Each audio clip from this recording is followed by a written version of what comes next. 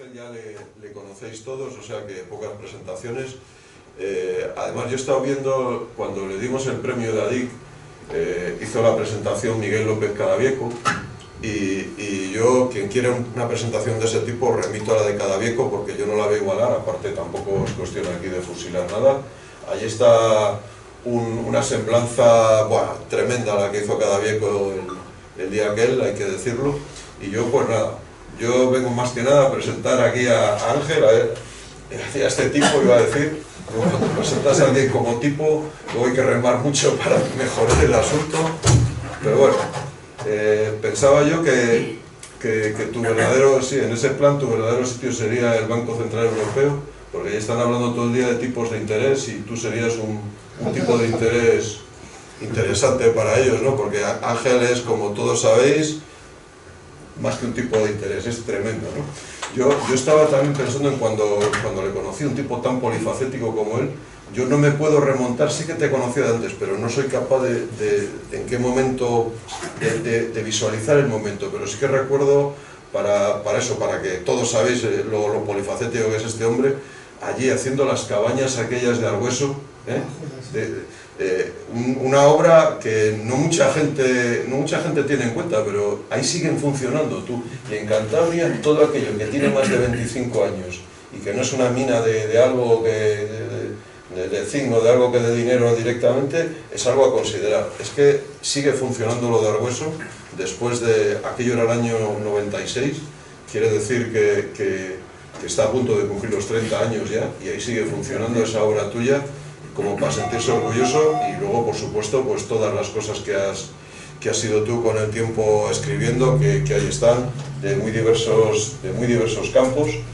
Y hoy vamos a la fundamental, a la que es la historia, ¿no? que es a lo que te has dedicado fundamentalmente, pero vamos, he estado ojeando también algunas otras cosas y hay de todo. Yo comparto muchas cosas con Ángel, y una de las cosas que me gusta compartir con él es el conocimiento del terreno, algo tan poco habitual, de que ves muchas cosas de gente que no conoce el terreno y habla un poco desde los archivos, desde la bibliografía, pero no conoce.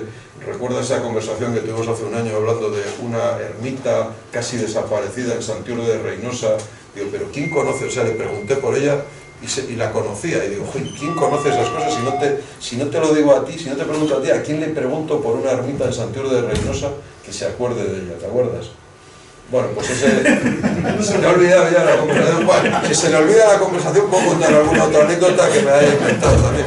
Pero bueno, no sé, pues esta es cierta. Estuvimos hablando de ella. ¿No te acuerdas de esta? ¿Cómo se llama? Hombre, que está al lado del Besaya. Una virgen que había allí, de esas tantas que han desaparecido, ¿no? Que está prácticamente en el suelo, pero bueno, que todavía se ve que fue una ermita, ¿no? Y este es Ángel, que hoy nos viene. Ángel, esta parte también de conocimiento del terreno tiene mucho que ver con ser un tipo curioso, un tipo que no coge las cosas y que las mira por diversos ángulos, diversos prismas, y que al final es capaz de encontrarle tres pies al gato, ¿no? Que se decía antes. Y yo creo que este tema que va a presentar hoy precisamente se trata de eso, de que Ángel le quiere encontrar ese tercer pie, en realidad sería el quinto pie al gato, porque tres sí tiene siempre, ¿verdad? Y bueno, lo último, decir que es una pena que las jornadas, este libro que veis ahora tiene que ver con unas jornadas que hicimos en la Biblioteca Central de Cantabria, bueno, nos pilló la pandemia por medio. 2021. Sí, la teníamos preparada, dimos alguna conferencia antes de la pandemia y las otras se acabaron dando después con mascarillas y bueno, desgraciadamente pues salieron bien las conferencias, yo creo, pero sí que es cierto que luego la publicación de las conferencias, pues por diversos motivos que no creo que sea el caso de decir aquí, pues no pudo llevarse a buen puerto. Y sin embargo, pues bueno, afortunadamente se han recuperado algunas. Creo que la de Lavín también se va a publicar, me has comentado alguna vez. La de Ángel tiene un libro publicado. Vaya a publicar. Lo mío no es esto. Bueno, por lo menos otros lo acabarán haciendo, en algún caso por lo menos, y desgraciadamente pues no se pudo conseguir todo, como os digo, por diversos motivos, pero las conferencias estuvieron bien, pandemia y mascarillas aparte salieron bien. y bueno, por lo menos alegrarse de que lo tuyo pues quede ahí, porque aunque también como hoy lo filmamos y lo subimos, está ahí, lo podéis ver todos en la web de la asociación, está ahí el vínculo para verlo, pero bueno, somos ya todos un poco del plan antiguo y esto del papel pues nos llama, y tenerlo ahí puesto en papel pues es importante. Entonces hoy es lo que venimos a presentar, la obra de Ángel, al que ya cedo la palabra. Muchas gracias por estas palabras que me dedicas. Muchas gracias a ti y muchas gracias, claro, a todos ustedes por venir a este evento, un día como el de hoy. Nos reúne algo que seguramente nos gusta a todos. Y el tema que voy a tratar y cuya investigación se contiene en este libro concierne a una etapa crucial en la historia de Cantabria. Una historia que ha sido poco estudiada y que incluso ha sido tergiversada. Se trata del siglo IX, del siglo VIII y su tránsito al siglo IX. Una etapa, ya digo, crucial para España también, porque es el tiempo en el que el reino visigodo de Toledo vive sus últimos años, es el tiempo en el que sobreviene una invasión de un imperio oriental arábigo que va a cambiar gran parte de la trayectoria europea que seguía la península. Es el tiempo en el que va a surgir en el norte de la península una oposición a ese nuevo orden que se quería implantar, y es el tiempo en el que se va a dar un fenómeno que no ha sido nunca bien explicado y que es trascendental en la historia de Cantabria, como es la pérdida del nombre, el nombre de Cantabria, que llevaba 8 siglos, nada menos que 8 siglos persistiendo, pues resulta que se va a eclipsar y va a aparecer después en los textos un nombre que deriva del nombre de sus vecinos, un fenómeno que hay que explicar y por qué y sobre todo cuándo. El cuándo es importante. Gran parte de la Cantabria de aguas al mar va a perder el nombre de Cantabria y se va a llamar con un nombre derivado de sus vecinos, Asturias. Y este nombre Asturias tiene una gran trascendencia porque confundió mucho a la hora de identificar los límites de la antigua Cantabria. Porque claro, ya en el siglo XIII, en la historia de España de Alfonso X el Sabio, pues confunde Astures con asturianos, que no es lo mismo. Y entonces, pues claro, se sabía por Estrabón que en el norte de la península había varios pueblos, como eran los galaicos, astures, cántabros y otros, hasta llegar al Pirineo y los vascones. Y entonces, claro, se hacía una lógica ecuación de decir, bueno, pues los galaicos, pues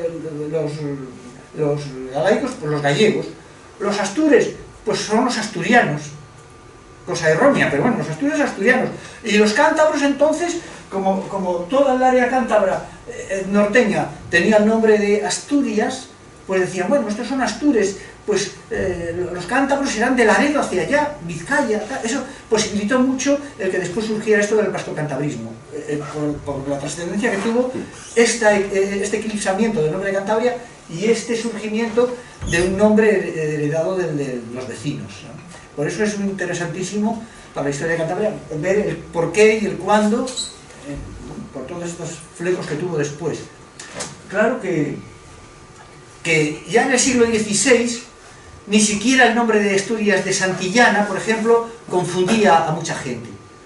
Los vascocantabristas se aferraron a eso. No, Asturias, pues los astures y los cántabros son los de Vizcaya, Guipúzcoa, tal. Bueno, pero ya en esta época, muchos autores, en el siglo XVI, pues bueno, Zurita sabemos que ya en su Cantabria incluía las Asturias de Santillana. Desde Pozas también, Asturias de Santillana era Cantabria.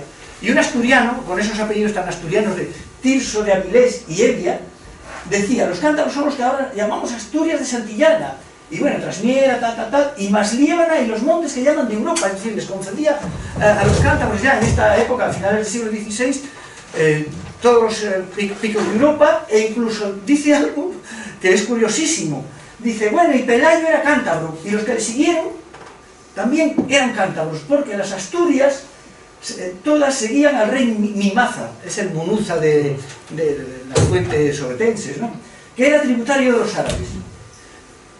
Es curiosísimo. Ya a algunos no les confundía ese nombre de Asturias. Y desde luego en el siglo XVII tampoco, ¿no? Ahí Sandoval, tal, incluso al hablar de Pelayo dicen, se valió de ella, de Cantabria, levantándose contra los moros, es decir, que ya están ubicando el escenario de Pelayo como que era Cantabria. Lo que pasa es que tampoco aportan pruebas, ya veremos después, porque aquí está la madre del cordero, que se puede decir, no, eso era Cantabria, no, era ya de los Astures porque habían avanzado la frontera, incluyendo la cuenca del Sella y tal. Entonces todo queda en opiniones. Si no hay alguien que desbloquee eso con pruebas, pues todo queda en opiniones. Pero bueno, ya estas opiniones ya venían diciéndose desde el siglo XVI, es interesante por eso, ¿eh? Pedro Cosío, bueno, por occidente Cantabria se llegaba hasta la villa de Ribadesella, se identificaba el río Salia con el Sella, ya muy prontamente, Claro, había un texto de Pomponio Mela, de mediados del siglo I, que decía eso, ¿no?, que había un río que era Salia y donde empezaban los cántabros y tal. Y entonces ya estos autores de estas épocas ya identificaban ese Salia con el Sella. Y bueno, ¿qué decir de Francisco de Sota en su libro Crónica de los príncipes de Asturias y Cantabria? Claro, él dice, entre los Astures, o Astures, que se pronunciaría así en la época antigua, se diría Astures, entre los Astures y los cántabros era división el río Sella. Hasta Ribadesella, en Asturias de Oviedo, era el término occidental de la Cantabria y tal. La parte oriental de Asturias es la antigua Cantabria famosa. Bueno, parece que lo tenían muy claro, ¿no? Y todo esto, pues, esto de que la Cantabria antigua llegaba hasta comprendía la cuenca del Sella, pues se admite totalmente por Schulte, por Claudio Sánchez Albornoz, Menéndez Pidal, es decir, por todos. Pero, claro, la extensión de la cuenca de la antigua Cantabria, comprendiendo la cuenca del Sella y todo el oriente de Asturias, pues además es que ha debido haber un límite en la Sierra del Sueve, porque esto ha seguido funcionando como límite, no totalmente estanco, pero como un límite que los lingüistas lo han podido constatar, porque se constata que hasta ahí, pues es lo que, ahora pondré algunos mapas por ahí, pero bueno, hay aspectos lingüísticos estudiados por Menéndez Pidal y luego por modernos asturianistas y tal, que hay una personalización ahí lingüística en todo el oriente de Asturias y que coincide además con datos antropológicos e incluso en la Universidad de Oviedo se han hecho pruebas de ADN y parece ser que hay una caracterización de todo el oriente de Asturias que tiende en cuanto al ADN a la zona de acá, de Cantabria y tal. Es decir, que hay muchos fenómenos que se superponen ahí para decir que ese límite que están diciendo los romanos en el Salia persiste a lo largo del tiempo. Ahí hay una barrera geográfica tal que bueno. Pero claro, esto choca totalmente con las narraciones de las fuentes medievales obetenses del siglo IX, que dicen que eso de que Pelayo se levantó con los Astures y reinó en Cangas, en Asturias. Y claro, pero bueno, esto se contesta con una lógica que yo he visto los investigadores asturianos, pues dicen, no, mira, nosotros admitimos, no hay duda, que están las estelas cántabras ahí, están todos estos fenómenos, las fuentes clásicas dicen que Cantabria comprendía la cuenca del Sella, pero eso era en época romana, y dice, después han pasado siglos, muchos siglos, y claro, ¿cuántos países hay que al paso de los siglos, pues en zonas fronterizas, tienen valles que han pasado a formar parte del país contiguo, y tal, las fronteras varían? Entonces, claro, la explicación lógica es que las fuentes medievales, cuando dicen que Pelayo se levantó con los Astures en Asturias y que reinó en Cangas y en Asturias, pues es que, claro, ya se había dado esa evolución y cuando ocurre esto de de las primeras décadas del siglo VIII, pues ya esos terrenos, antes cántabros, ya estaban del lado de la zona Astur. Y eso tiene su lógica, y podría ser así, claro, pero yo digo que no, y ahora voy a tratar de demostrarlo. Bien, pero ¿qué dicen las crónicas? Pues sí, las crónicas dicen esto, claro. La crónica de Alfonso III dice: un cierto Pelayo y tal, agobiado por la dominación de los ismaelitas, se metió en Asturias. Bueno, en principio esto se metió en Asturias, como Pelayo en principio no aparece en Cangas, sino que aparece en la zona de Gijón y tal, pues bueno, eso es terreno Astur. Bueno, se metió en Asturias. Ya veremos que este nombre es anacrónico, Asturias tampoco existía. Pero bueno, como es un nombre que se relaciona con el gentilicio Astur también, pues bueno, pues dice, bueno, se metió en Asturias y como estuvo como ahí en la zona de Gijón, según las crónicas, pues bueno, ese era terreno Astur, bueno, pero después esto, ya en la compilación esta albeldense, en una lista de reyes godos, además, ahí se ve un anacronismo, reyes godos y de Oviedo, cuando Pelayo no ha estado en Oviedo, es Oviedo que no existía como capital del reino, ¿no? Ahí se ve cómo las crónicas estas están metiendo anacronismos inconscientemente están metiendo anacronismos y poniendo ideas de la época en la que están escribiendo y llevándolas hacia un pasado en la que esto no existía, ¿no? A Pelayo pues lo ponen entre los reyes y godos y de Oviedo encima, cuando él ha gobernado en Cangas, no en Oviedo, pero bueno, le meten ahí, ¿no? Primero en Asturias reinó Pelayo en Cangas. Ahí está la cosa, que ya está metiendo Cangas en Asturias. Las fuentes estas lo están metiendo en Asturias. Y bueno, hablan de la irrupción sarracena y cuentan esto, que por todas las provincias de España pusieron gobernadores los árabes, ¿no? Y bueno, y que en la región asturiense, en la zona de Gijón, había un hombre llamado Munuza. Y que el tal Munuza, cuando estaba el tal Munuza ahí, pues lo que hemos visto en el párrafo anterior, que un cierto Pelayo se metió en Asturias en compañía de su hermano. Bueno, eso, si es en la zona de Gijón, pues bueno, Asturias, pero después las fuentes dicen otra cosa, que Pelayo, bueno, es enviado a Córdoba, escapa de allí de Córdoba, vuelve, no se va a otro sitio, sino que vuelve otra vez a la zona donde ha partido, a esa zona Astur, recalcitrante, vuelve allí, no sé eso.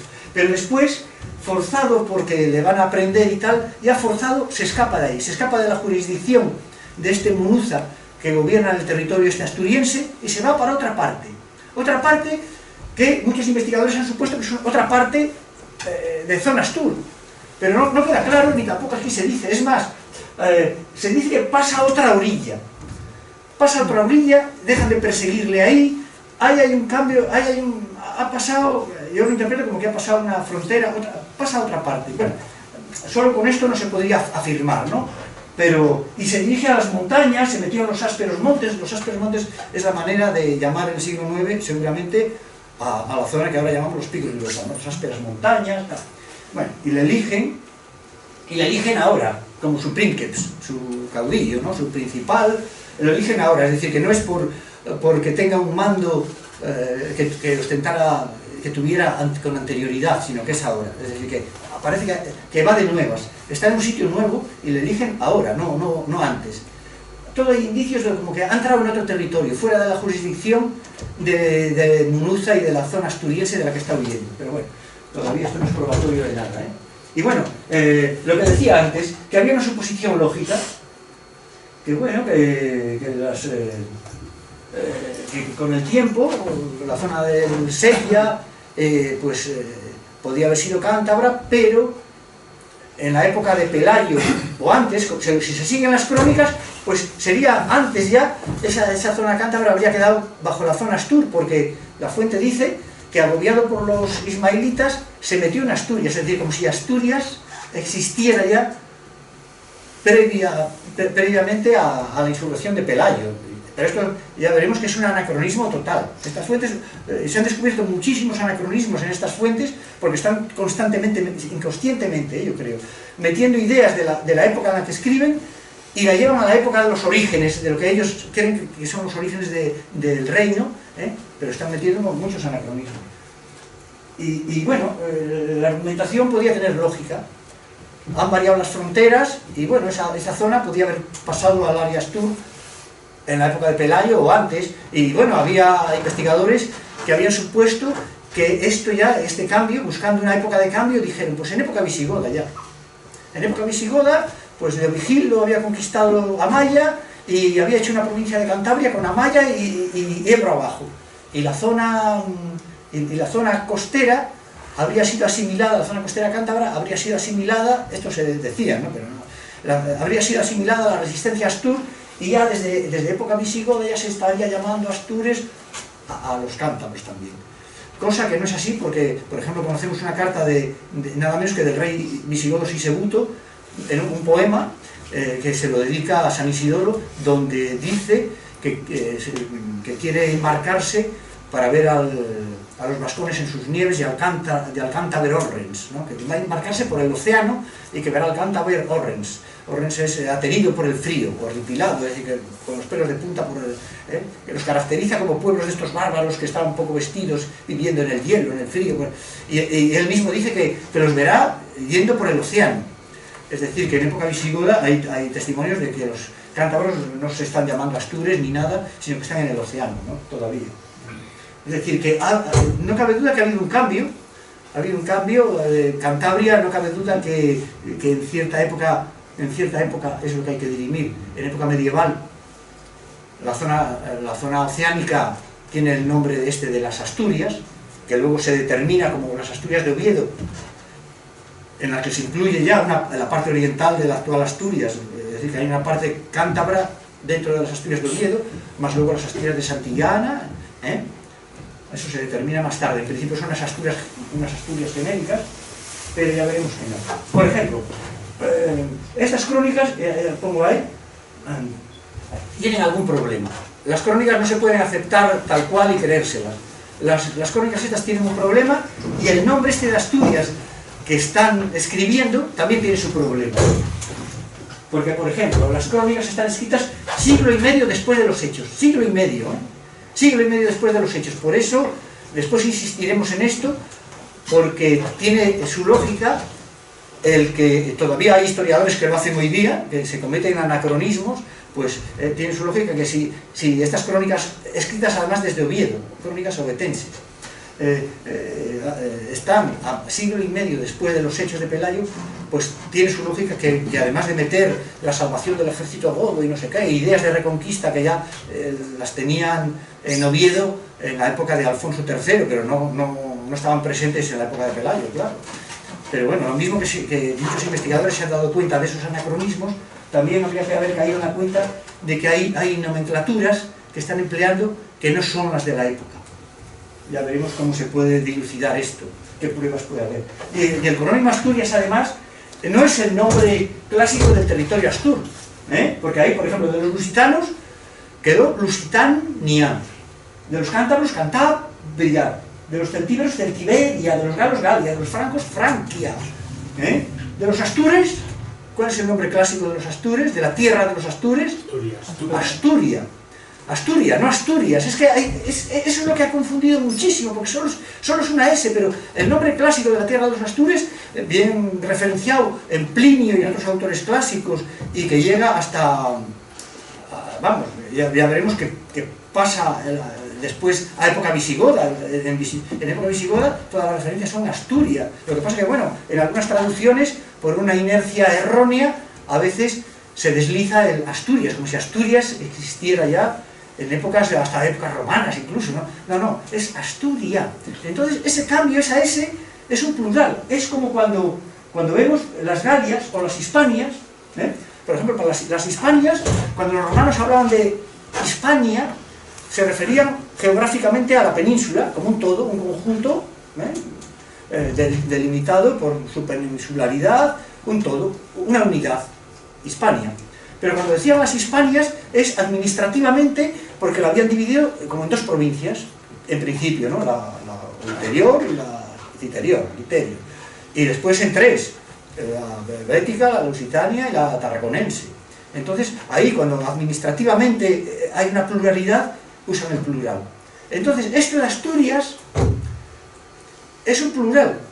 además es un plural no latino, claro, es un plural romance inicial, de un romance muy inicial, y están poniendo la S.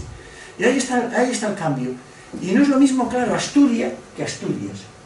Y ya veremos qué ocurrió, ahí está la madre del cordero, qué ocurrió con el clásico Asturia, porque muchos investigadores asturianos y de todas partes han dicho, bueno, el nombre de Cantabria se pierde, esto se llama después Asturias, se determina como Asturias de Santillana, ¿verdad?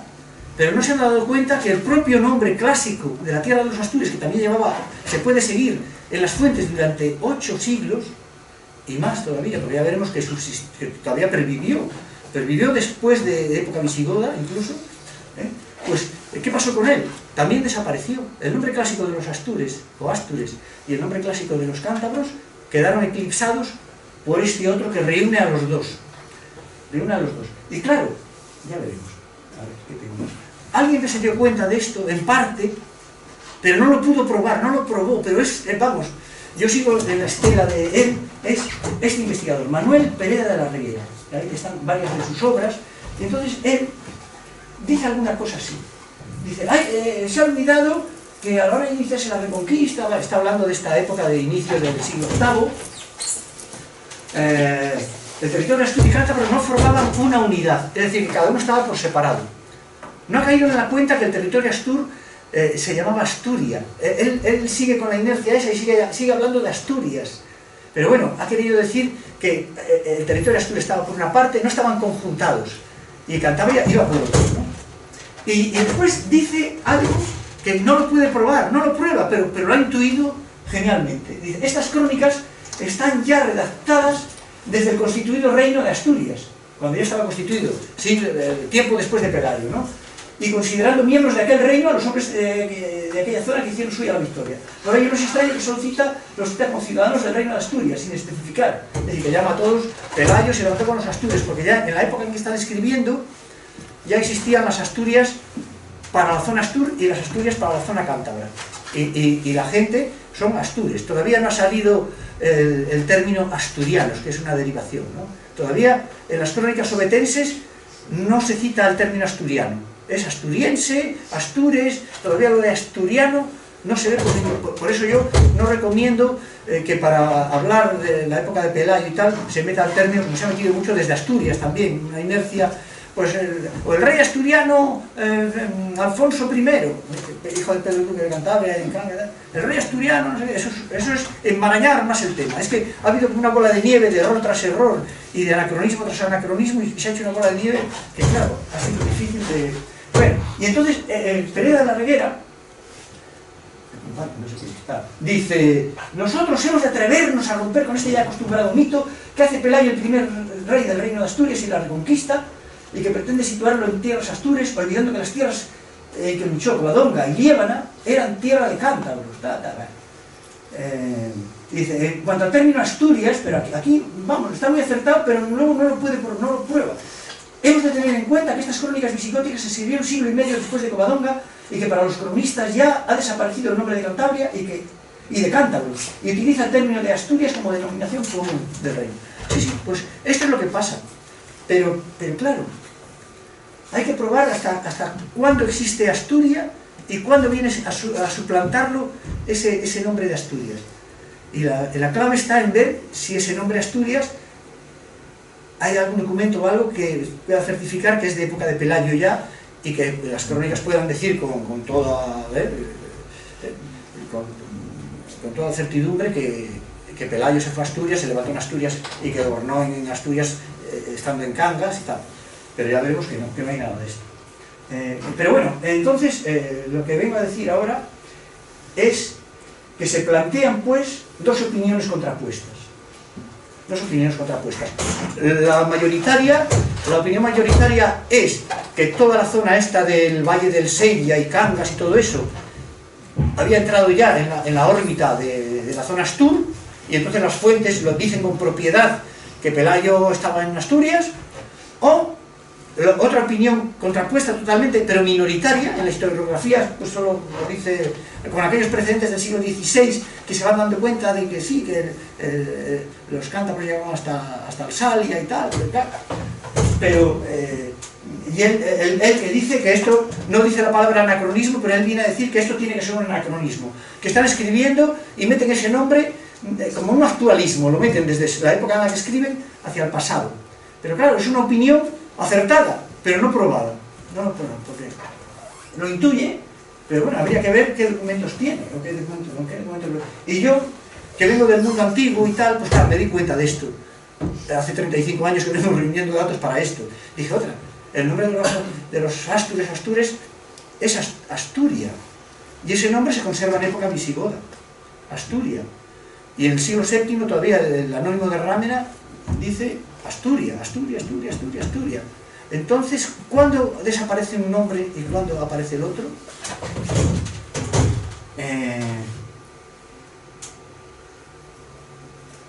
Bien.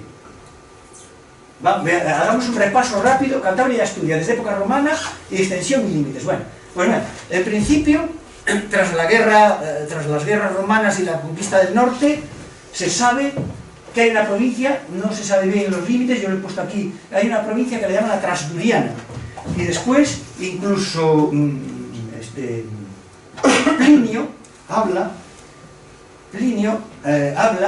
de que la Lusitania con la Asturia y la Galaecia, asegura Agripa que está... Bueno, aquí hay un testimonio de que en algún momento, previo a que toda la provincia tarraconense se extienda por todo el norte y el noroeste, hay un tiempo previo en el que la conquista ha hecho que la Lusitania la prolonguen hacia arriba y creen una provincia que aquí Plinio la está llamando Lusitania, con Asturia y Galaecia, y otros documentos la llaman la Transduriana, al otro lado del Duero, ¿no? Una especie de Lusitania transduriana. Y en la Quiterio, pues estarían los cántabros. Entonces, la división entre cántabros y astures no solo es un límite entre pueblos contiguos, sino que va a ser un límite muy importante porque además coincide con un límite entre dos provincias romanas. Esta provincia de Lusitania extendida al norte del Duero, transduriana, dura muy poco, pero vamos, se reflejan documentos y tal. Si hubo un deslinde o algo y escogieron un límite, pues ese límite fue muy importante porque era entre dos provincias, no solo dos pueblos dentro de su provincia, ¿no? Dos provincias. Después, cuando ya todo el norte pasa a la tarraconense, tenemos que hay una descripción de Estrabón que habla de que dos legiones están para la zona que antes se llamaba galaicos y ahora, vamos, lusitanos, y ahora se les cita como galaicos y tal, y otra legión para los cántabros y el resto del norte. Es decir, que sigue funcionando un límite por ahí entre un bloque noroeste y el resto del norte. Es decir, entre los cántabros y el noroeste. Siempre una delimitación. Y Estrabón llega a decir el único límite que él precisa en su obra en todo el norte. Es decir, que debe ser un límite muy importante y lo cita además al hilo de estos párrafos que hablan de las divisiones entre las zonas legionarias que están ahí para vigilar los pueblos del norte. Y dice algo que es inconcreto, pero luego yo creo que se concreta más con un texto de Mela. Dice que un abra del océano señala la separación entre los astures y los cantabroi. Un abra en el océano. Pues, ¿cuál es ese abra? Claro, hay algo en la costa, un punto geográfico muy reseñable que va a servir de límite. Y lo cita Estrabón en un dato antiguo que debe estar en relación con esos párrafos que dice él del repartimiento de zonas legionarias, ¿no? Es el repartimiento dentro ya de la tarraconense, todo el norte, pero hay un reparto ahí. Bueno, pues dice esto. Pues ¿dónde está? Se abra, claro. Pero después hay un texto de Mela, interesantísimo, que durante mucho tiempo, yo lo estudié mucho, hace muchísimos años, y fui yo creo que la única persona que tuvo el manuscrito, vamos, el microfilm del manuscrito original, el único manuscrito por el que se ha conservado la obra de Mela. Todos los demás textos de la obra de Mela medievales dependen de ese único manuscrito, un manuscrito que estaba en la Biblioteca Vaticana. Yo hace 40 años así conseguí el microfilm, lo tengo y tal, y claro, es un microfilm donde viene una descripción de la costa norteña con todos los nombres de los principales ríos de los cántabros. Y se creyó que esa era una frase corrupta, y se publicó así, la frase corrupta de Mela y tal, porque Hermolao Bárbaro, un un renacentista, un lingüista italiano, pues claro, se encontró que en esa frase de Mela prácticamente no había nada latín, eran repertorios de nombres bárbaros. Y entonces dijo, esto no, como él veía que no había latín por ahí, nada más que algún verbo, alguna cosa, pues dijo, esto está corrupto. Y claro, de corrupto nada.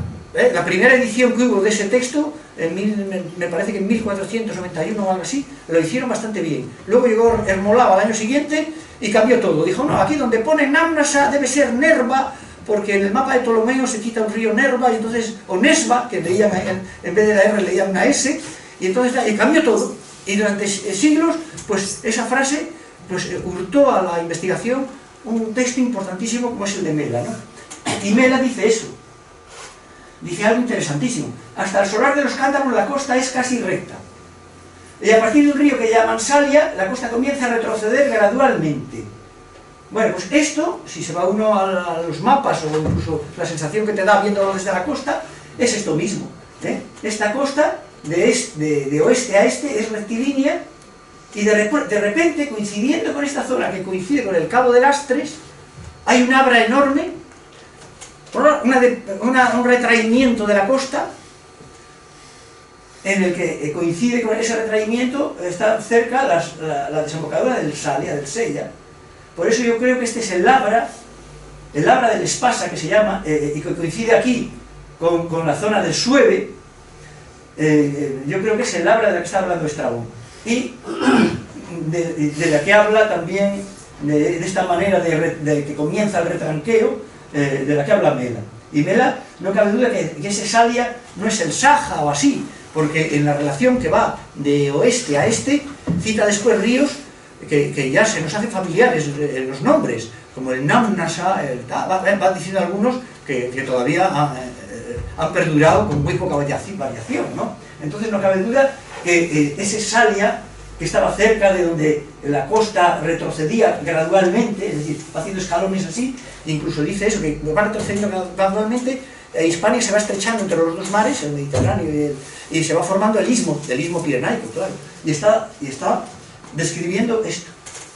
Bueno, primero es lo de Estrabón que decíamos, a través de los Asturias fui el río Melsos, o Nelsos, posiblemente una forma de llamar al Nalón, y tal, hasta que había una abra en el océano que se llamaba la separación de Asturias y Cántaro. Bueno, y el texto de Mela pues dice eso, síganlo con la vista, y hasta el solar de los cántabros la costa es casi recta, efectivamente. Dice, a partir de un río que llaman Salia, la costa comienza a retroceder gradualmente, efectivamente, va haciendo, Dice, y aunque ancha todavía, España se estrecha cada vez más entre los dos mares. Está describiendo todos estos golfos en el que la costa va retrocediendo y se va formando el istmo peninsular. Y dice, allí están asentados los cántabros y los bárdulos, en estas zonas, ¿no? Es decir, en estas zonas que iban retrocediendo, pues efectivamente, habla de los cántabros y los bárdulos. Bajo el nombre de bárdulos, también Plinio lo hace, engloba otros pueblos de esa zona del oriente cantábrico. Porque, por ejemplo, Estrabón cita a los bardietas, que ya se les llamaba, después llega a decir el mismo Estrabón, se les llamaba bárdulos, es decir, que cita ya a los bárdulos Estrabón, pero Ptolomeo en su mapa pues cita a los caristios, y según un epígrafe, carietes, se llamaría también, carietes, a los autrigones. Hay otros pueblos entre los cántabros y los bárdulos y tal, pero que a veces se les alude y no se les cita y así. Pero bueno, Mela dice, igual que Plinio, aquí están los cántabros y los bárdulos. Bien, seguimos. Bueno, más imágenes, porque yo quiero que quede bien claro esto. La costa recta, el cambio, el decrecimiento, el que hace un golfo, el río Salia ahí, el Sueve, que es donde coinciden después todos estos... Es que en el Sueve está el Fitu. Está el Fitu, claro. El Fitu es Itu. Sí, es que Menéndez Pidal, que conocía las fuentes estas, sabía que esto... Pero claro, podía haber, con el tiempo, esto es un límite de época romana, efectivamente. Podía haber variado el límite, podía haber sido sobrepasado y tal, pero se ve que es un límite muy importante, y los límites estos geográficos son de muy larga duración.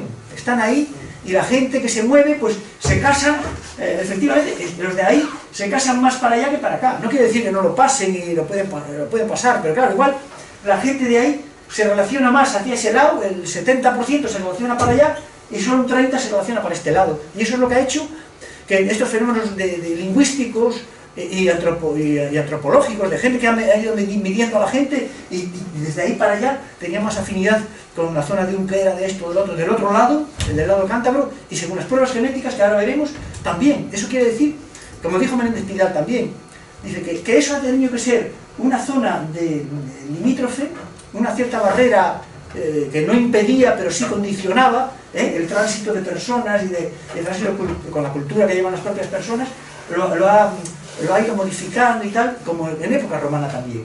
Y por eso coinciden todos estos fenómenos. Y por eso Menéndez Pidal decía eso, que justo coincidía ahí una serie de topónimos, el fito, el no sé qué, ¿verdad? Que eso quería decir que, claro, no venía desde época romana, pero igual era de época medieval, pero que eso constataba que también lo habían visto como una zona limítrofe, ¿no? Que se mantenía. Y aquí, eso se mantiene. Bueno, aquí es una imagen para que vean cómo ese gran Abra coincide con esto, con lo que se llama el Abra del Espasa, ¿eh? Y el Cabo de Lastres es, pues un poco como aquí cuando nos asomamos al faro, que miramos hacia abajo y se ve una depresión enorme, que es un gran embudo por donde se va a entrar en la bahía, porque es la entrada a la bahía, ¿eh? Y la costa parece que ha retrocedido mucho. Bueno, pues esto también se ve un gran retroceso y por encima de esto es recto. La costa va de este a oeste, perfecto, una alineación de este a oeste encarada al norte, y de repente aquí, ¡zas!, una depresión enorme, el Abra del Espasa, y aquí, al otro lado de esta montañita, y estas grandes montañas es el Sueve, a este otro lado está la boca del Salia, tal como decían. Estos retrocesos coinciden con el río. Bien, y en el mapa se ve así también, ¿eh? La costa recta, Cabo de Lastres, y la depresión y el Salia aquí, el Sella aquí. La Sierra del Sueve aquí. Bien, y después, bueno, siempre han estado separados. Hay un conventus asturum, un conventus cluniense en el que están los cántabros. Una regio asturum y una regio cantabrorum. Es decir, que... lo digo todo esto porque mientras es Asturia, es en singular y están separados. El nombre de las Asturias es un plural y es cuando hay una hegemonía desde el lado de Astur sobre el área cántabra. Y entonces son conscientes, eso lo estoy adelantando, en la época de Oviedo y así, son conscientes de que están gobernando un terreno que es Astur y un terreno que no es Astur. Y claro, no lo van a llamar las Cantabrias en plural, porque la hegemonía la tienen en la zona Astur. Entonces lo llaman las Asturias. Por eso eso representa una hegemonía desde la zona Astur, ejercida desde la zona Astur, pero tácitamente es un reconocimiento a que saben que no solo están gobernando sobre la zona Astur, sino que hay una pluralidad, hay dos territorios. Es un poco como cuando decíamos lo de las Galias o la Galia, Hispania o las Hispanias. Administrativamente hay dos territorialidades importantes y las han puesto bajo un solo nombre, pero lo han pluralizado, lo han puesto el corónimo en plural, porque es un reconocimiento tácito. Aquí hay otros Astures que no son Astures. Lo canto. Sigamos. Y entonces esto sería Cantabria, ¿no? La Cantabria pues es esto, en las zonas estas que van así retrocediendo la costa. Y aquí tenemos el Salia, como decía Mela, con los salaenos, con los Eundi o Euni, y un río Saunium, que yo supongo que es si cae la S, Aunium, el Oña, el río Saunium, por el que estaban los salaenos. Salaenos viene de salvia, ¿no? Bien, pues Cantabria entonces, en época romana, el límite está por ahí, con todas las estelas vadinienses, pues simplemente el foco original de los vadinienses está aquí en la zona del Alto Esla.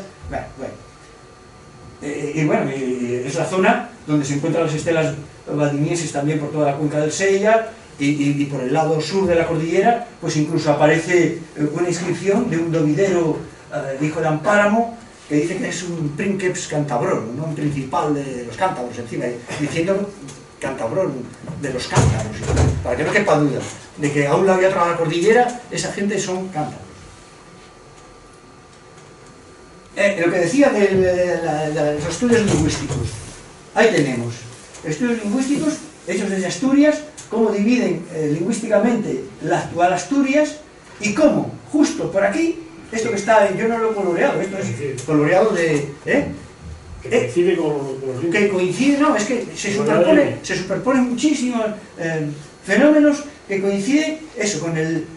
abarcando dos partes del Sella, del Sella, aunque el Sella, bueno, tiene al otro lado, hay orillas muy escarpadas y casi es la línea del río, pero otras veces no, es decir, que todos estos límites etnográficos, vamos a decir, traspasan al otro lado, el límite no debía ser la línea de agua, sino lo que es la cuenca, sería las montañas del lado oeste del Sella, es decir, de la Sierra del Fito y de todo esto, y del Sueve, que coinciden por la costa con ese gran abra, con algo geográfico. Son límites que perduran porque son elementos geográficos sempiternos, ¿no? que están condicionando a la gente y son muy visibles durante muchas épocas.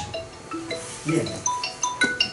Esto es lo que decía Orígenes del Español, Menéndez Pidal. El límite entre F y H hacia las fuentes del río Sella es un límite antiquísimo, estacionario, tal. Él lo estudió Menéndez Pidal.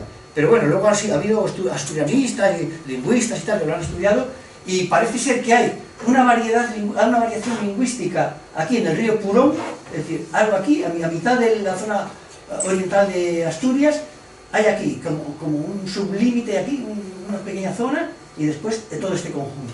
La zona oriental de Asturias entra dentro de... y los análisis genéticos. Esto es último, de hace unos años. Esto está publicado en una revista científica, no sé si está aquí, así, PLOS ONE, está publicado, me parece que es en una universidad inglesa, y es ADN en Asturias y antiguos pueblos del norte oceánico, y ellos mismos dicen que coincide, que Asturias se parte en varios fragmentos y hacen ver cómo la zona está del Navia, que todavía lingüísticamente hablan gallego más que el bable leonés, asturiano, tal, pues resulta que entra dentro de lo que en época romana sabemos que estaba en la esfera de lo que los romanos llamaban los galaicos, ¿no? En general. Y aquí, lingüísticamente, esto que han puesto en morado, yo no lo he coloreado, es el estudio, esto es la lámina del estudio, yo solo he puesto esta flecha para que se vea y tal. Pues, cómo coincide con el punto cántabro, de época romana.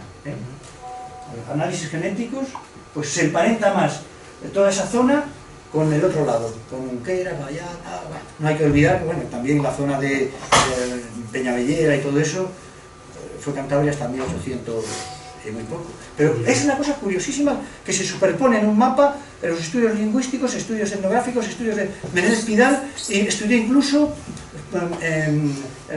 transmisión de romances.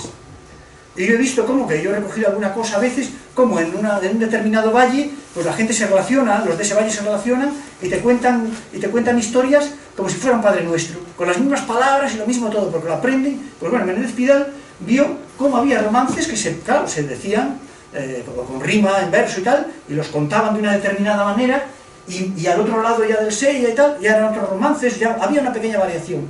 Es decir, que no solo había cosas lingüísticas, elementos lingüísticos, palabras, sino la forma de hacer los romances, de tal. Ahí hay algo que se ve que es algo de larga duración, que aunque las lenguas han ido variando y tal, se han ido variando sobre sustratos o ni siquiera sobre eso, sino que los condicionamientos geográficos están actuando lo mismo que actuaban en época antigua, como para que los romanos pudieran distinguir esa serie de pueblos en el norte, que no se los inventaban, ¿no? Sino que veían algo, aunque no hubiera una unidad política. Es como cuando los ingleses estaban a África y dicen, estos hablan unas lenguas parecidas, pero no serán los bantúes, no sé qué. Y igual entre ellos estaban a tortas, pero bueno, un observador desde fuera, pues veía que todos formaban parte de una familia lingüística o algo, veían, o como los griegos pues estaban todos a veces peleados, pero todos eran griegos, con sus dialectos de griego, pero todos eran helenos, pues esto igual los romanos lo observaron, y esos condicionantes geográficos están actuando durante la Edad Media y tal, y hasta hoy día. Porque este estudio está de hace, no sé si es de hace 10 años, ¿eh? Bueno, aquí, bueno, vemos como Ptolomeo precisamente cita Asturia. No sé si, no lo tengo por ahí, la frase que dice en griego es eso: al oriente de Asturia están los cántabros. Ahí emplea el gentilicio, pero para la zona Astur emplea el corónimo, Asturia, en singular, vean. ¿Y qué es Asturia? Pues la Asturia, que cita Plinio y que citan otros autores romanos y que se llama así hasta que acaba el Imperio Romano y luego sigue con los visigodos, es esto, ¿eh? Como todos los pueblos del norte están a caballo de la cordillera, todos. No es como ahora que León y Asturias se separan por la cordillera, Vizcaya y Puerto se separan de Álava por la cordillera, no. Son pueblos de montaña y la montaña no divide. A los que están en los sitios más extremos, en la costa o en el llano, pues igual sí, pero los que están en las zonas medias suben el ganado a un sitio, de un lado al otro, y esto es lo que ha debido hacer, el subir a ganados, a fiestas, a santuarios comunes en lo alto de las montañas y tal, es lo que ha debido ir haciendo pues a los cántabros y a todos estos pueblos del norte ya, para que los romanos vieran todo esto y lo describieran así, a caballo de la cordillera. Y bueno, ya vemos que Cantabria tiene a un lado y a otro de la cordillera porciones equivalentes, más equilibradas. En cambio, Asturia, la zona importante era el sur, porque hay libros por ahí que dicen, bueno, los astures eran Asturias y también se extendían un poco por la llanura. ¿Qué va? Al revés, los astures eran, sobre todo, estos, los de León, los de Astúrica, Augusta, y los otros eran los transmontanos, una salida al mar, más estrecha, porque la zona oriental de la actual Asturias era cántabro y la zona occidental de la actual Asturias era galaico. Y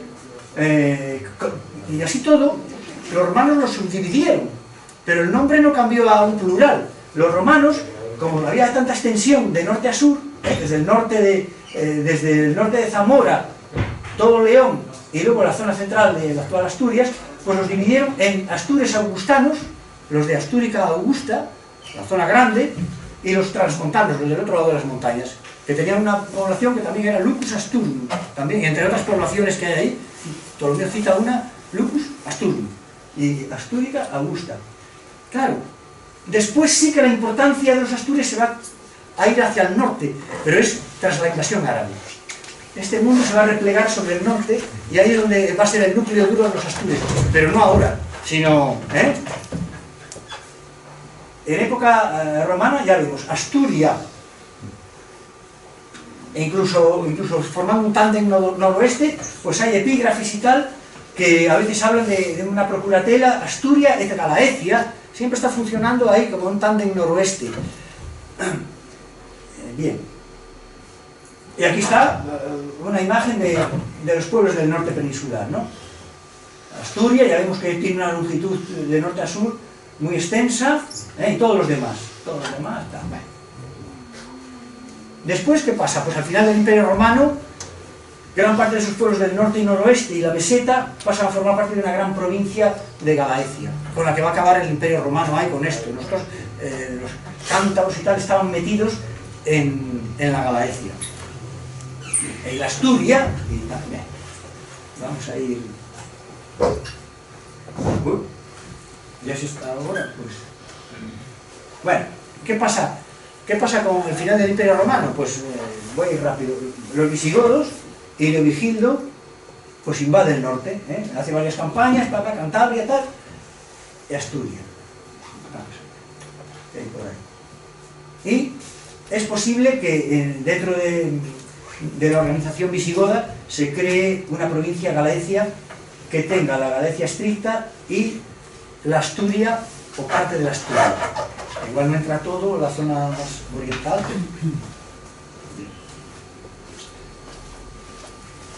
Y este mundo de los visigodos pues va a ser invadido por un imperio de Oriente, arábigo, que se expande en principio de sur a norte. Y esto provoca pues una serie de batallas, de guerras, de pactos y de huidas de refugiados. Y las mismas fuentes dicen que el Iqbal que dice que buscando refugio en las zonas costeras del norte, por los desfiladeros tras Castilla. Bueno, esto es un anacronismo también, el que cita Castilla en una época de los inicios de la invasión, porque Castilla no existía, ¿eh? Es otra de las cosas que se hace cuando se escribe a posteriori, pues vas poniendo los nombres, ¿no? Y entonces, una cosa que me interesaba es que se vea cómo la gente que huyen al norte, pero no huyen a cualquier norte. Cada uno huye a su norte más próximo, en columna. Es decir, se sabe que los de la zona de Mérida, tras combatir a los sarracenos y tal, huyen al norte, a la Galicia y tal, huyen al norte. Los de Toledo parece ser que acaban refugiándose en Amaya, es decir, en la zona central. Y los de por aquí, pues algunos se van a Francia, no sé qué. Cada uno huye a su norte. Esto es interesante, lo digo, porque los árabes pactan muchas veces, y los pactos que hacen, pues, si te conviertes al Islam y tal, son menos agobiantes. Si no te conviertes, te pueden dejar con su religión y tal, pero tienes que tributar, te agobian más. Entonces es interesante porque una de las crónicas estas obetenses dice que Pelayo, agobiado por los ismailitas, se metió en Asturias junto con su hermana y tal, se metió en Asturias. Y es que hay un texto, y dice, se metió en Asturias, pues si estaba el gobernador ese pro-sarraceno Munuza ahí, se salió de las brasas para ir a las llamas, ¿no? Pero claro, es que hay un texto arábigo que cuenta, como no podían dominarlo todo, yo creo, hay un texto importantísimo, yo no sé si lo he traído, ¿no?, que dice que las zonas difíciles de conquistar, zonas montañosas del norte y no sé qué, no sé cuánto, que los pactos eran más favorables. Era una manera porque o hacías un pacto así y entonces ya la gente decía, bueno, pues sí, pues en vez de tributar aquí a Toledo, vamos a tributar a Damasco y nos da igual. Pero claro, si les exprimías mucho, pues se enriscaban y eso no lo conquistabas de ninguna manera. Entonces, era menos agobiante las zonas de montaña y tal. Había esta licencia de pacto. Y entonces, Pelayo va a aparecer en relación con la zona de Gijón, donde está este Munuza. Si Pelayo es un indicio, no quiere decir que sea probatorio, pero Pelayo es posible que va a Asturias, a la zona Asturias transmontana, al otro lado desde otro sitio más sureño donde está agobiado por los musulmanes. Se sabe que el agobio era esto, todo esto eran más impuestos. Y las zonas nortes que habían pactado y que no podían dominar porque era indominable, pues entonces tenían esos pactos mucho más favorables. Es posible que Pelayo haya huido a su norte, haya ido, pues, posiblemente desde el otro lado de lo que era la Asturia augustana, o de otro sitio. Algunos dicen, bueno, pues de Toledo y tal. Si hubiera ido desde Toledo, posiblemente hubiera acabado... Esto es como ir a la playa. Los de Madrid iban a la playa, ahora sí, hay carreteras como salen al Mediterráneo, pero solían salir a la playa por el norte, ¿no? Venían al norte. Es una cosa geográfica y tal, cogían plas. Bueno, pues esto es parecido, cada uno iba a su norte respectivo. Entonces, Pelayo ha acabado aquí en la zona de Gijón, y hay unas rutas que vienen por aquí, que conectan eso, Mérida, ¿no? Pero ahí es posible que estuviera por toda esta zona. Y claro, no me quiero extender, pero es que hay un dato importantísimo. Yo, por ejemplo, Pelayo, hay una tradición muy antigua, del siglo XIII ya, y luego por un asturiano mismo que dice que Pelayo era cántabro. Yo todo lo que he visto y analizado, más bien no.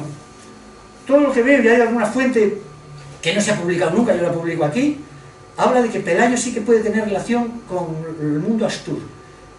Pero no, Astur no es asturiano, puede ser de la zona esta que estamos diciendo, del Duero y de la Meseta y del León y de tal. Pero bueno, esto también sería un indicio que apoyaría esa fuente, que no me quiero ahora, porque veo que se está dilatando, pues que aparezca por Gijón y no aparezca en la zona cántabra, sino que aparezca... Y cuando le mandan a Córdoba para una comisión, que esas comisiones hay que sospechar que sea algo que le interesa a él personalmente, a dirimir algo que le interesa a Pelayo, y posiblemente eso encaje en el nuevo orden o algo, porque hay más casos donde magnates y gente que tenía territorios y tal han tenido que ir, e incluso han ido a Damasco a decir, oye, yo soy tal, para que le dejen con su estatus dentro del orden nuevo que se crea, ¿no? Es muy posible que Pelayo le hayan enviado a Córdoba para dirimir algo que le concernía.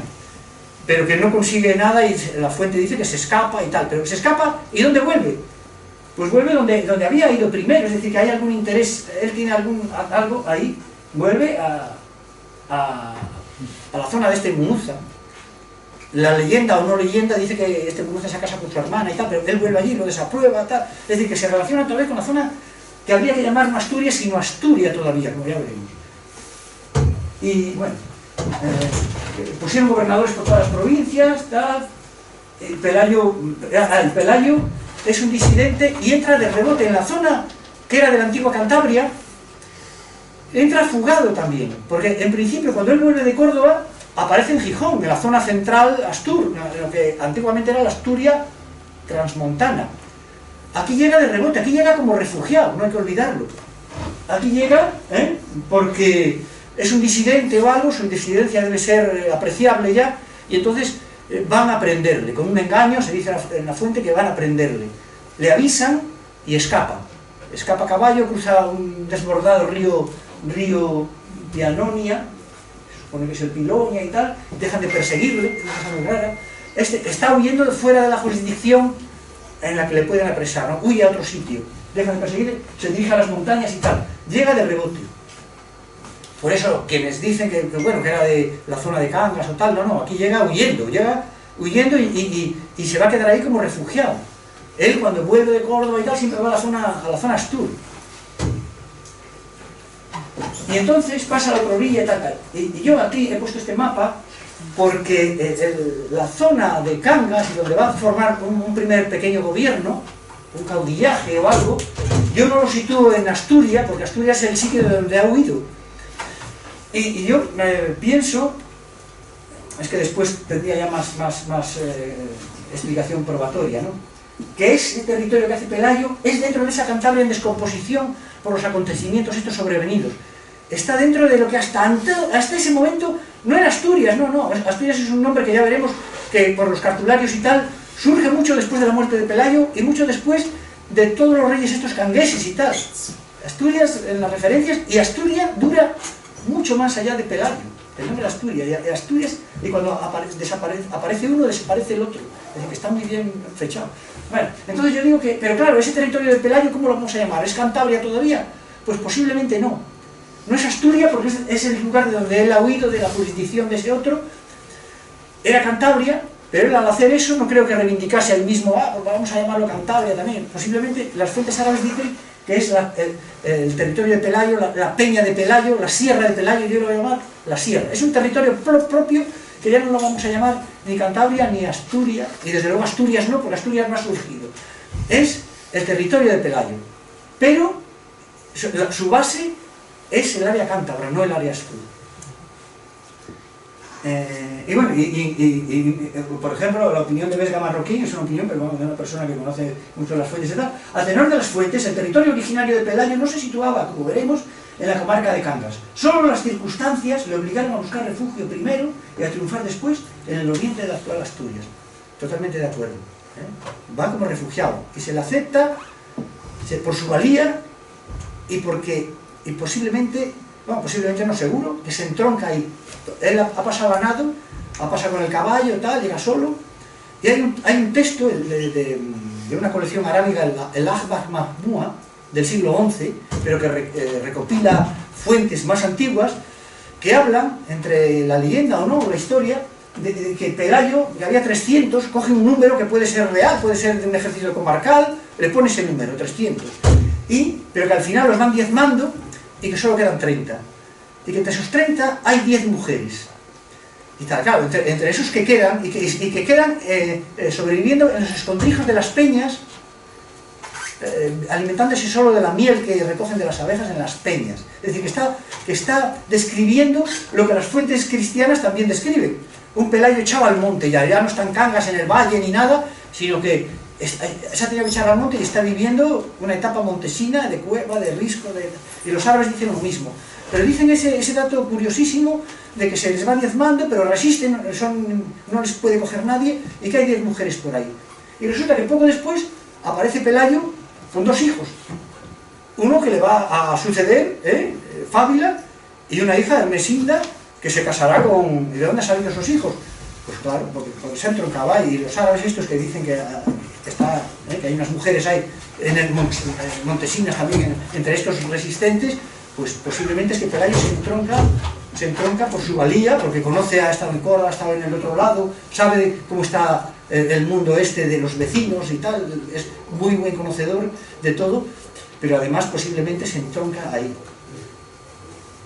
Y se entronca de tal manera que, bueno, que le sucede su hijo Fabio, Un gran monte, dice que hay, en un gran monte, el monte Euseba, de donde sale un río que se llama Ena, como el Onda, ¿no? Que decíamos antes, el Oña, el río Ena.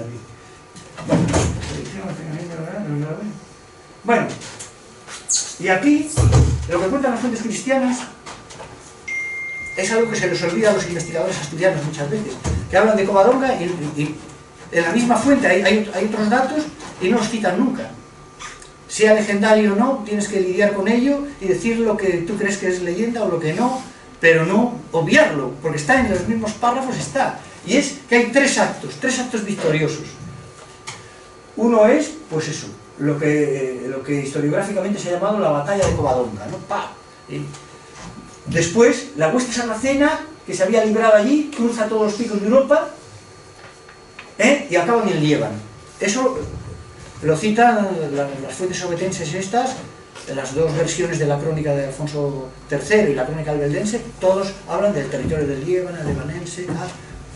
Hay otra cosa ahí, que además es una cosa curiosísima, que hay que leerlo bien, porque dice que por la divina providencia surge el reino de los Ástores. Pero surge, esta frase leyéndola, surge porque el monte se derriba por mano divina, no es que les tiren piedras ni nada, por mano divina. Y eso es la sanción para el surgimiento del reino. Es decir, que en las fuentes obetenses se está diciendo que ese reino, que lo va a llamar reino de los Astores, de forma a posteriori, ¿no? Desde la anacrónica, en Líbano además, que Líbano nunca se comprendió en una comarca que se llama Asturias ni nada, no sacó el nombre del Líbano, pues dice nada menos que el reino se origina ahí, se sanciona por la divinidad con ese derrumbe del monte. Y resulta que sí, el derrumbe del monte existe, la prueba geológica existe, otra cosa es que coincidiera con un momento de inclusión sarracena, pero ellos basan eso, que el reino se crea en Líbano, no en Covadonga. Y después, bueno, que hay una retirada de la guarnición esta de Munuza y es masacrada por los astures. Bueno, pero entonces, yo a lo que voy... Ve, el monte, bueno, hay montes, esto es un Sebrango que... Y a ese territorio de Pelayo, pues prontamente se relaciona con el resto del área cántabra, con Alfonso y tal. Bien. Y una cosa interesantísima, el Akbar Mahmúa, la primera unificación que hay entre el territorio de los astures oceánicos y de los cántabros oceánicos, no se crea desde los astures hacia los cántabros, como se ha interpretado siempre. Es decir, que no son los astures los que pasan el Sella, tal, no, la primera unificación tiene lugar al contrario, del lado cántabro hacia la zona astur.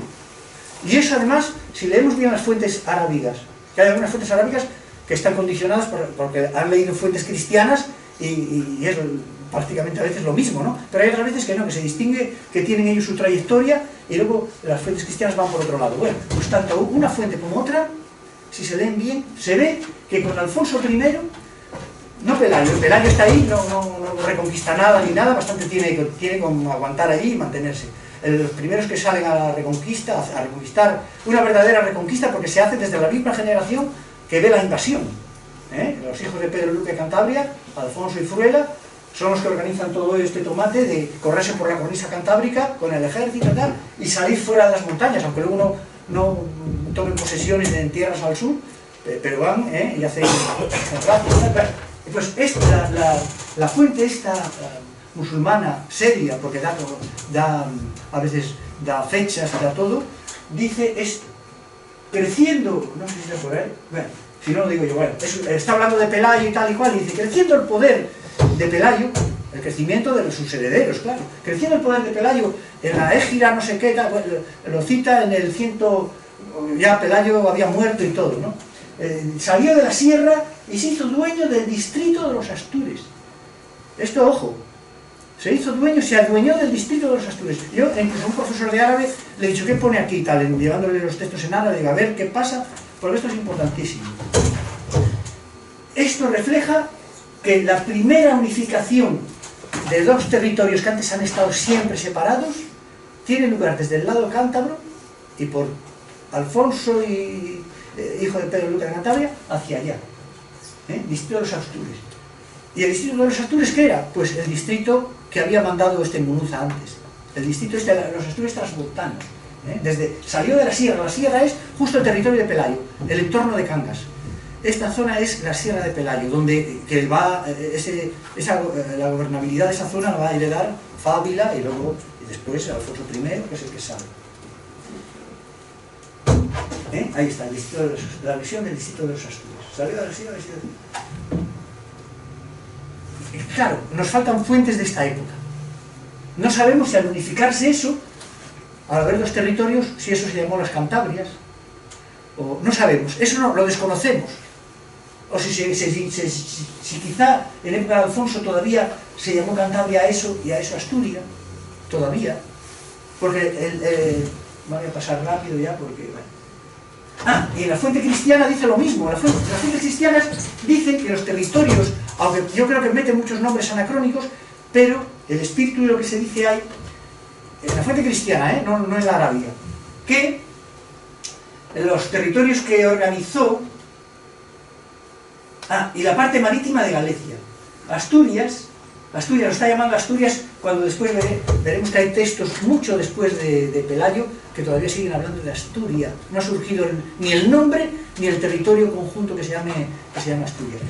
Y aquí en la fuente cristiana se dice que los territorios que gobierna y que organiza Alfonso I son Asturias, que sería Asturias, y todavía una parte marítima de Galicia, es decir, que se está reconociendo que esto se está utilizando como un pasillo de paso, es decir, para llegar a la parte marítima, a una cierta parte marítima de Galicia, pues se ha atravesado todo el corredor Astur.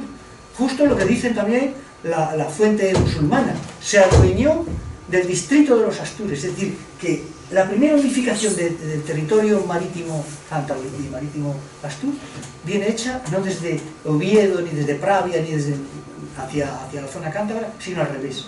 La primera unificación es lo que pasa es que después hay un rey que va a dar la vuelta a la tortilla, va a gobernar esos dos territorios ya unificados por Alfonso I, los va a gobernar desde el lado Astur.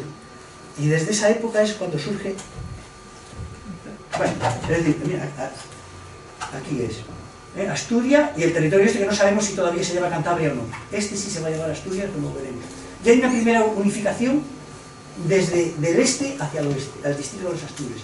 En cambio, ya con Alfonso II, que es cuando empezamos a ver en los cartularios que regnante in Asturias, aparece el nombre de Asturias, es cuando ya desde aquí, ya, esto ya no se va a llamar Asturias nunca, desaparece el nombre de se anula el nombre este, y el de Cantabria, desde luego, si no ha desaparecido algo antes, ahora, desde luego, no lo reactivan otra vez. Se llama todo las Asturias. Esta es la explicación de este nombre en plural. Dos territorialidades bajo un mando desde la zona Astur. Y bueno, las expediciones de Fruela, tal... Bueno, y aquí tengo. Una cosa que me di cuenta, digo, ¿hasta cuándo pervivió el nombre Asturias? Y resulta que en el apologético, por dos veces además, en el texto latino, y el apologético es del año 785-786. Y están escribiendo en presente, no están escribiendo cosas del pasado, están escribiendo en el presente en el que viven.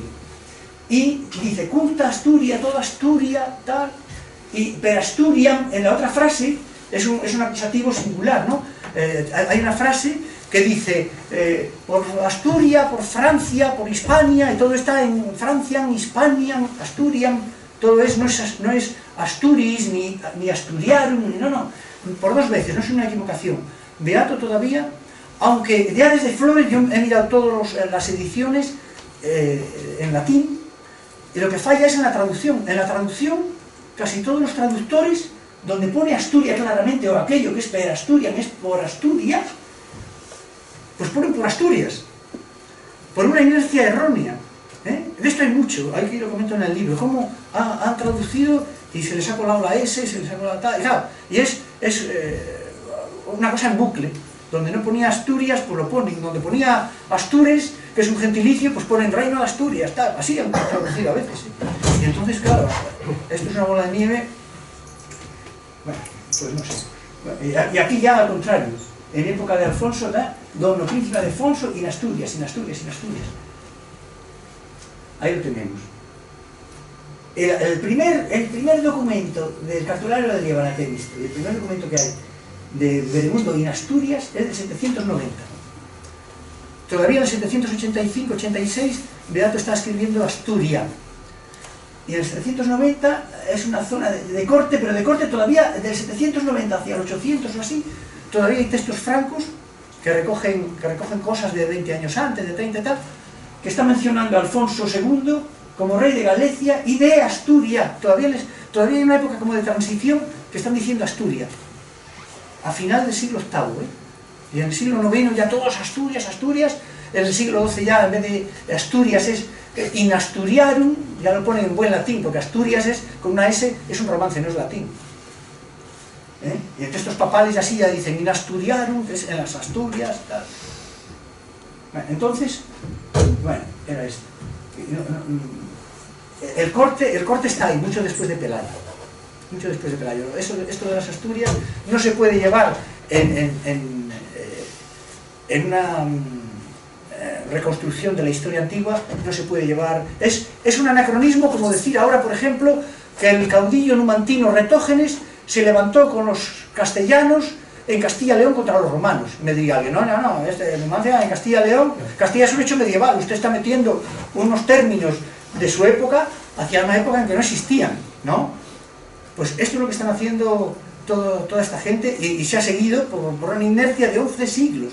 En época medieval, todas las crónicas medievales pues siguen estas crónicas obetenses y luego los historiadores han seguido esto. Donde pone Asturias, Reino de Asturias, tal, y lo han metido en el pasado como si existiera. Por eso yo digo que esto empieza en territorio de Cantabria. Y Asturias, el reino de Asturias realmente empezaría con Alfonso II y así, cuando se puede hablar con propiedad del reino de Asturias. Antes no, porque es un anacronismo como el que yo he dicho ahora, ¿no sabes? El decir que Retógenes se levantó con los castellanos en Numancia contra los romanos. Es esto mismo.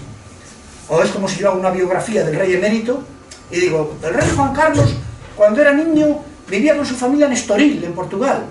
Y el rey Juan Carlos acudió a no sé qué colegio y tal. Y alguien me dice, tenías que haber hablado del futuro rey Juan Carlos, o el infante Juan Carlos, porque no era rey. Ha habido reyes niños, claro. Si solo quedara mi información, la gente creería que se había coronado de niño.